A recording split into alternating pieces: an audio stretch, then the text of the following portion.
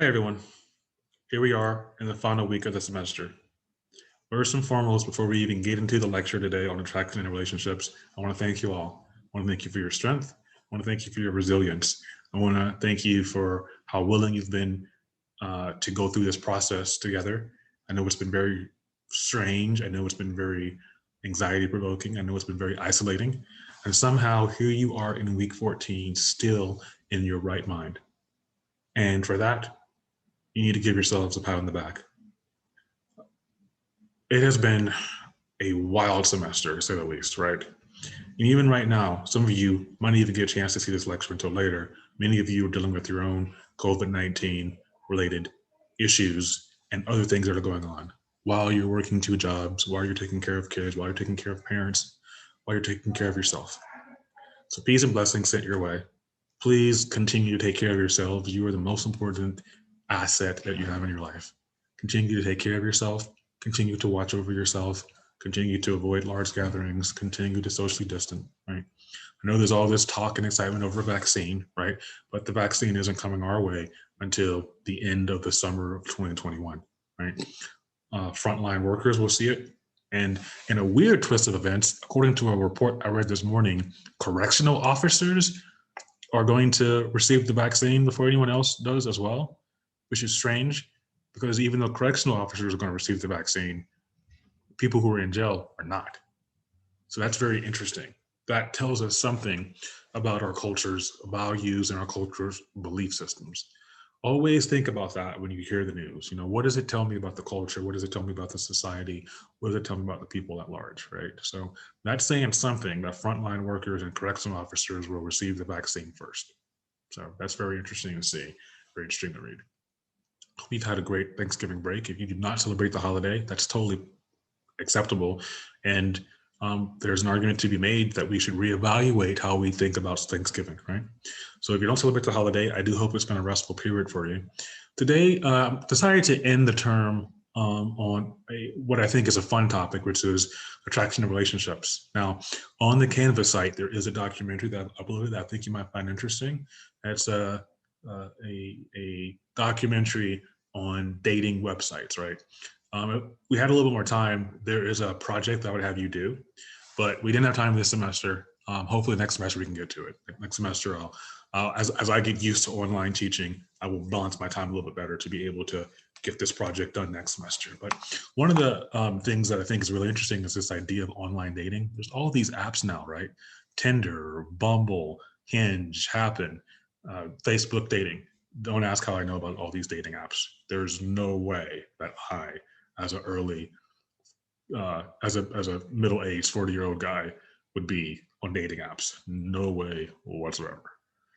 Anyway, moving beyond that, though, there's been a rise in the use of merging technology with our need for emotional understanding, right? And so I find it very interesting and key how the move has shifted, especially now in light of quarantine, where really the use of these dating apps might be the only way an individual might get a chance to meet a significant other, right? They've had varying successes, they've had varying harrowing stories, but all in all, I find them very, very interesting. And I've actually started thinking about what some potential research ideas could be with the use of dating apps. And so I'd be very, very interested to get your views on the documentary that we have in the class. But it's not an assignment because it's the last week of classes and you're already doing other stuff. But it is something fun that I think you might be interested in seeing. So that's on the website now. Let's go directly into the lecture, right? So why are we even talking about attraction and relationships, right? Well, the truth of the matter is that we each have a need to belong, okay? And that need is biologically based. We have a biological need to be with other people. We as human beings do not like being alone. As you're noticing right now in quarantine, we do not like being isolated from other human beings. Even if you are someone who is the most introverted of introverted people and you like your alone time, inevitably, you will want to be with someone else and talk with them and trade ideas with them. It's a basic basis of our biological underpinnings. It's who we are as a species, right? There's an evolutionary basis for that as well, right? We tend to survive in groups. We tend not to survive isolated, right? You think about jails, right? What's one of the worst punishments that we see, right? Solitary confinement for 30 days, right? Longer periods can cause insanity, right? Insanity and depression. We want to be with other people. We just do. Right? It's a universal need that we have, right? Across the earth, people want to be with other people. They want to learn other cultures. They want to eat other people's foods. They want to learn the different languages, right? So that they can communicate more. So we have this need. It's a very strong need.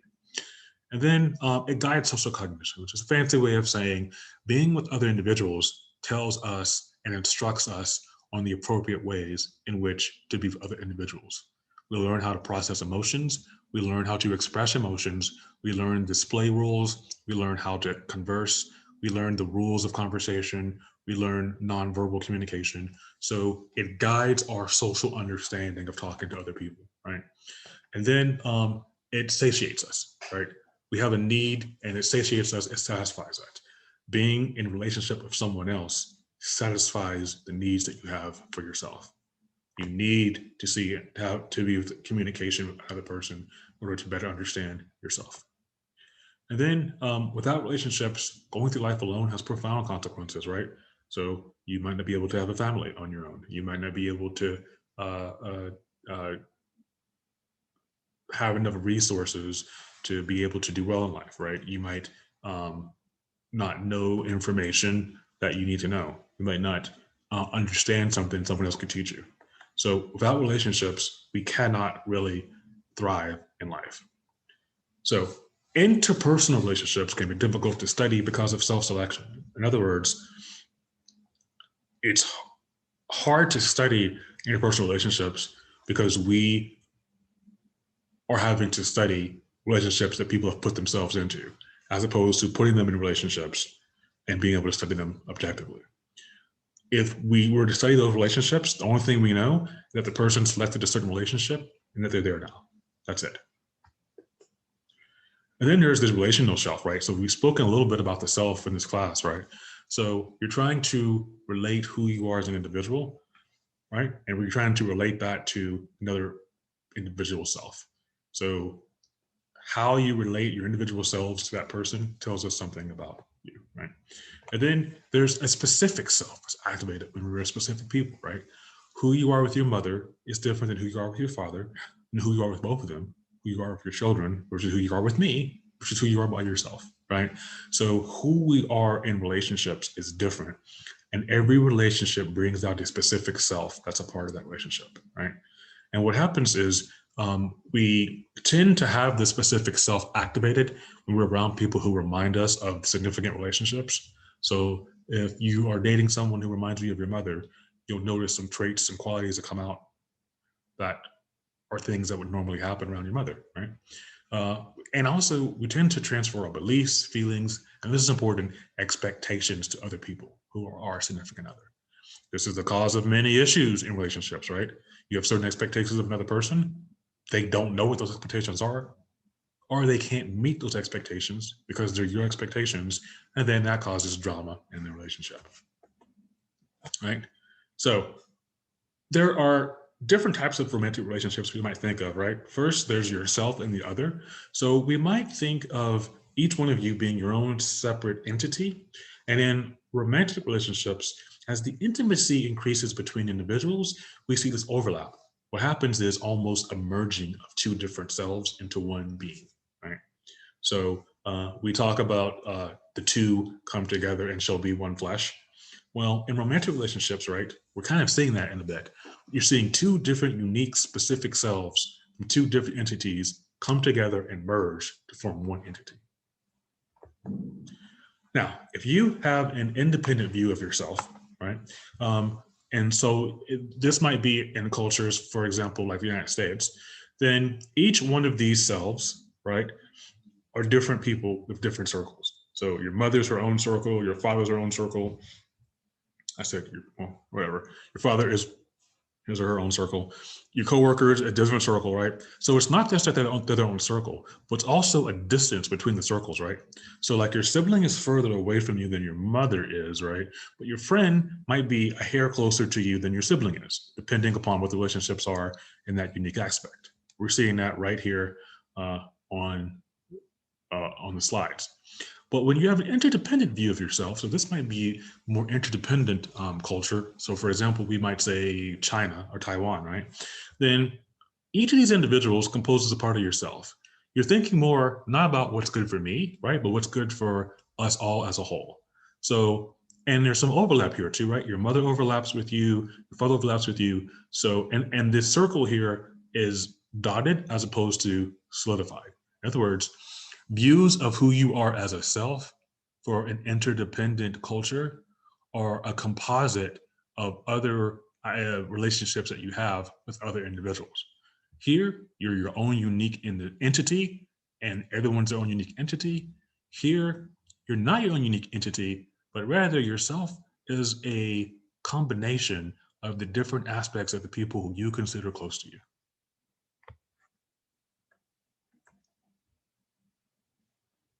All right. So there are communal relationships, right?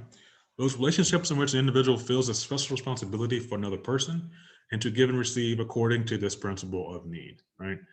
A communal relationship is typically long-term. So these are the kind of relationships where you are taking care of someone and someone's taking care of you, right? Versus these exchange relationships in which individuals feel little responsibility towards one another. They give and receive are governed by concerns about equity and reciprocity, right? You do something for someone because they did it for you.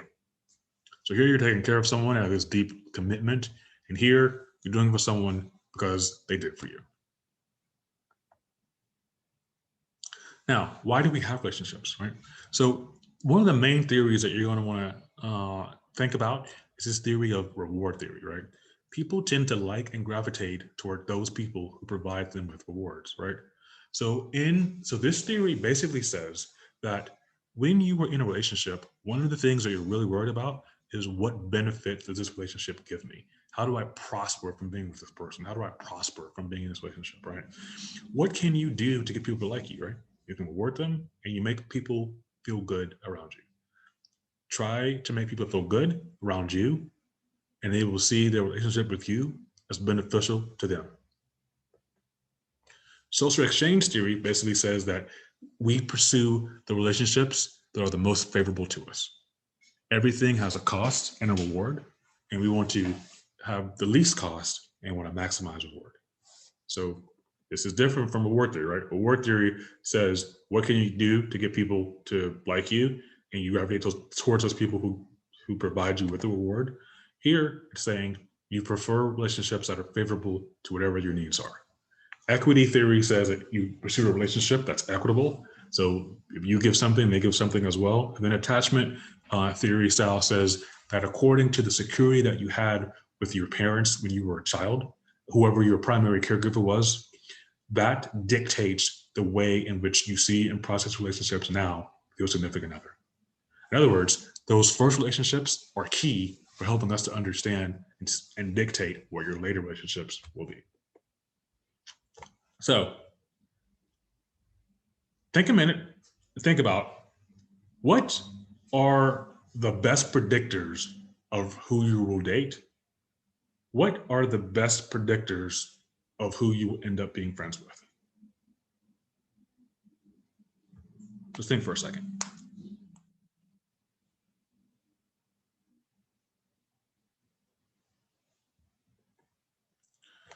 So the three best indicators are propinquity, which is the physical proximity, right?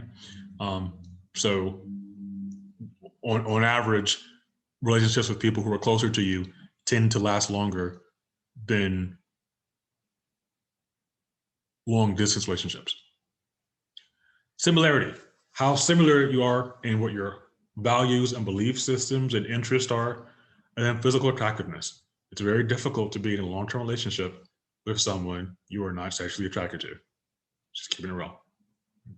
It's very difficult to be in a relationship with someone who you are not sexually attracted to. So Before mass transportation, most people married someone who lived within about 5 blocks of them. So physical closeness means something. Now we travel around the city, the state, the country, we travel a lot, right? But before we could do that, before the infrastructure allowed us to travel long distances, it was really close to someone who used to be in your neighborhood block, right? So physical proximity is one reason why people who have different backgrounds become friends. There's also this mere exposure effect, right? Which we spoke about the very first day of class, in which I was giving you examples of things that were true or false, right? If you encounter someone or something many times, it increases your level of liking it, right? Hopefully, according to this theory, you like me a lot better now than you did at the beginning of the semester because you've seen me so much, right? But it's the same thing. Someone who you don't know, who might be a stranger to you, you see them enough times, you begin to like them, right? A team who you watch play enough times, you might tend to like them, right? So mere exposure lays the foundation then for you to see that you got to be careful who and what you expose yourself to, because doing it a number of times will get you to actually see that thing more favorably, right? So what we know from a Turkish study in which words were presented to individuals, right, is that the more times participants saw a given word, the more that they assumed the word referred to something good. So you take these participants, you give them a word a certain number of times, so 0, 1, 2, 5, 10, 25, and then you measure how much they like the word and how much they think the word means something positive. And the more you see the word, the more positive you think the word means. So the more we see something, the more we tend to like it. Similarity. Romantic partners tend to be similar in beliefs and other characteristics. They tend to be more similar on characteristics than they are with strangers, right?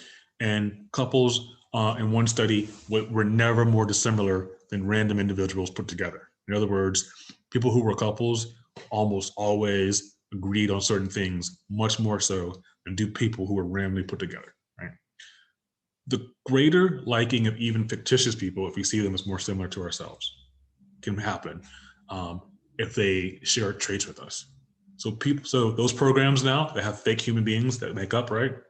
You can print those human beings out on paper and say these individuals have these traits, and an individual will like those people a lot because they have the same interest. Right? So, I mean, attractiveness, right? What is it that we can say about that? People don't like ugly babies. I don't know what to say. People don't like ugly babies, right? Attractive infants receive more attention from mothers than unattractive infants, right? A child who is physically attractive but misbehaves is given more leniency than a child who is not, right? It's also seen as less problematic.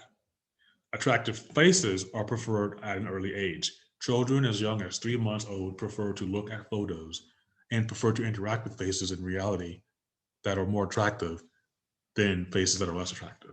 So something is biologically engineered into us to get us to want to adhere to attractive people.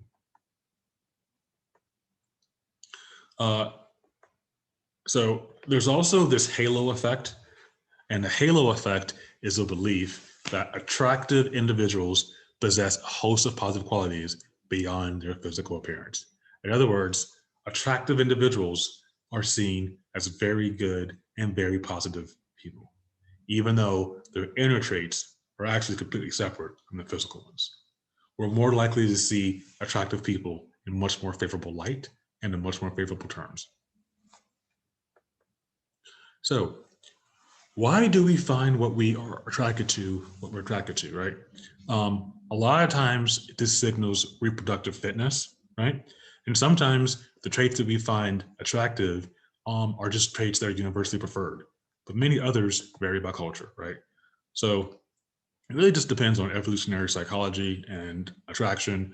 And then what we know biologically speaking is that for many animals, right, one of the one sex of animal tends to be more selective in choosing mates than the other sex, right?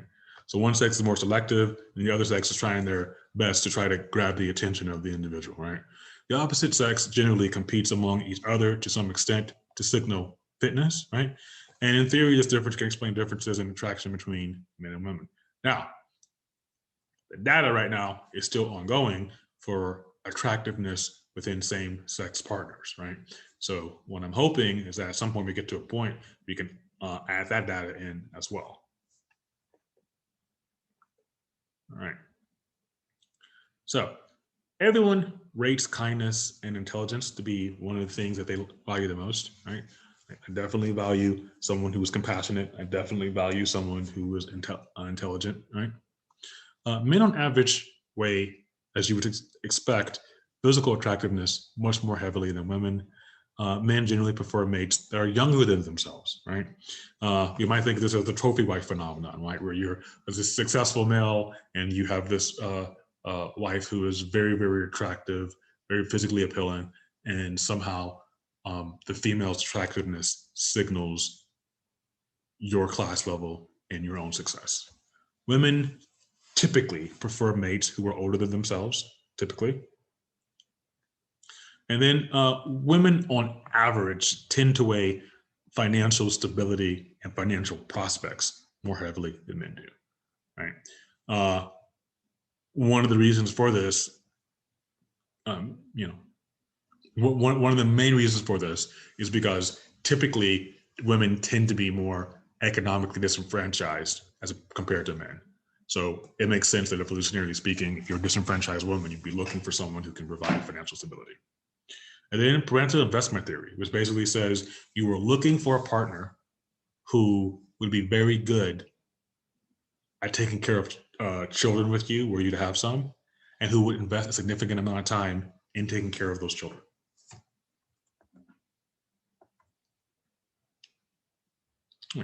So romantic relationships, feeling one with the person that we love, right? We tend to have positive illusions of ourselves and the people we're close to. In other words, we tend to see them in a very positive light, regardless of what the reality actually is, right? And then we want to merge our identity with those people who we're close to, right? So who we are versus who we are not. And we're faster to recognize traits. This is interesting. You're faster to recognize a trait that describes who you are as a person and an individual if that trait also describes someone who's close to you, right? So if you both share the same trait, you're more likely to identify that trait and understand that trait. This investment model of romantic satisfaction says there's three things that we're looking at: rewards, alternatives, and investments, right? So what rewards do you get from dating this person? Are there any alternatives to who you could actually be with? And then what's the level of investment that you feel good about investing in this individual as you continue on in this relationship? If your rewards and your alternatives and your investments all connect with this individual, then you're more likely to commit to them long term. And by your committing to them, you're more likely to do pro-social behavior for them, right? Like buy them flowers, buy them food, let them live with you, fix their car, give them a massage, be physically intimate with frequently, right? And all these things result in trust and satisfaction and gaining all those things. And that's the end. Short lecture, very good topic. We need to expand our understanding of social psychology a little bit more now. The data, we've seen a lot of experiments and data done right now. So we need to expand how we understand and organize attraction within individuals. But so far, this is a good place to end and stop at where I need you to be at the end of the course. All right, remember, there's no final exam. All you're doing is working on your projects, okay? If you have any questions, anything at all, please let me know. It has been my ultimate pleasure and joy to teach you and to be with you this semester. If you see me around town, I'll probably be wearing my Houston Texans jersey, and I'll probably have some type of do-rag on, big thick beard. Stop by, say Dr. Sims, hey, whatever. Whenever you see me in public, I don't mind you stopping by and saying, hey, since I didn't get a chance to see almost any of you. But if there's anything you need at all, let me know. I have really enjoyed talking to you. I've really enjoyed you making this semester really worthwhile. I'll talk to you all later.